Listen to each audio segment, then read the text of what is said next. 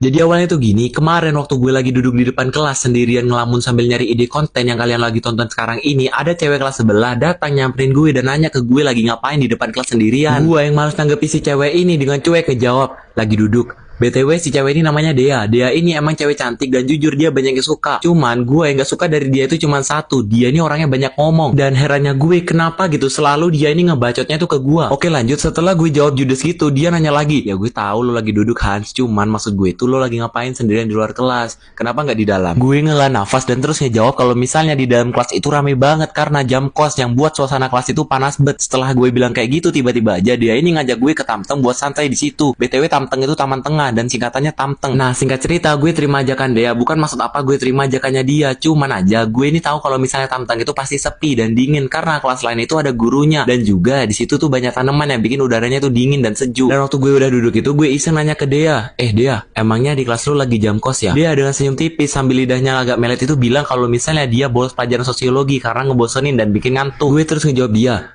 emangnya lu nggak takut ketinggalan materi dan nilai lo turun ya? Dia sambil masa muka songong dengan pede ngebilang kalau misalnya dia tuh pintar dari lahir, jadi gak usah khawatir. Dan setelah itu dia senyum ngejek dengan bilang, lo khawatir ya Han sama gua? Tapi waktu itu gue cuma ngebengong dan dengan nada santai gue ngejawab, kagak, gue nanya doang sih. Singkat cerita gak kerasa bel pulang dah bunyi dan gue di sini izin pamit buat balik ke Dea karena gue ada tugas OSIS yang belum selesai. Dia ngeiyain dan terus kita berdua pergi tuh dari Tamteng. Singkat cerita gue agak kaget di sini karena waktu semua tugas gue ini udah selesai dan mau balik ke rumah, gue gak sengaja ngeliat Dea lagi nangis di tempat parkiran motor sekolah. Gue yang khawatir ke Dea, takutnya dia kenapa-kenapa, nyamperin Dea dan terus gue nanya ke dia kenapa dia nangis di parkiran motor sekolah. Setelah itu dia ngejelasin ke gue kalau misalnya kunci motornya itu hilang dan dia nggak tahu ada di mana, sudah dicari dari tadi tapi tetap gak ketemu. Gue kemudian berusaha nenangin dia dengan bilang kalau misalnya kunci lo pasti ketemu kok. Sekarang kita berdua ke satpam dulu buat bilang tentang kunci motor lo itu yang hilang dan juga minta tolong ke satpam buat jaga motor lo yang ada di parkiran ini. Singkat cerita kita berdua sudah bilang ke satpam buat jaga motornya si Dea ini di parkiran dan setelah itu gue nawarin dia ini buat gue antar ke rumahnya. Dia dengan muka sedih bilang kalau misalnya kunci rumah dia ada di jok motor dan juga dia tuh tinggal sendirian karena kedua orang tuanya itu sibuk kerja di luar kota. Akhirnya di sini karena gue kasihan ke dia, mau gak mau gue ngajakin dia ini buat ke rumah gue nginep khusus malam ini aja karena jujur gue kasihan ke dia kalau misalnya sendirian di sekolah, mana hari udah mau gelap lagi. Dan di sini dia ngeiyain omongan gue buat nginep di rumah gue. Singkat cerita waktu udah nyampe di rumah gue itu dia nanya ke gue kenapa rumah gue tuh kayak sepi banget. Di sini gue ngejelasin kalau misalnya kebetulan kemarin waktu gue tuh lagi mudik ke rumah kakek nenek yang ada di kampung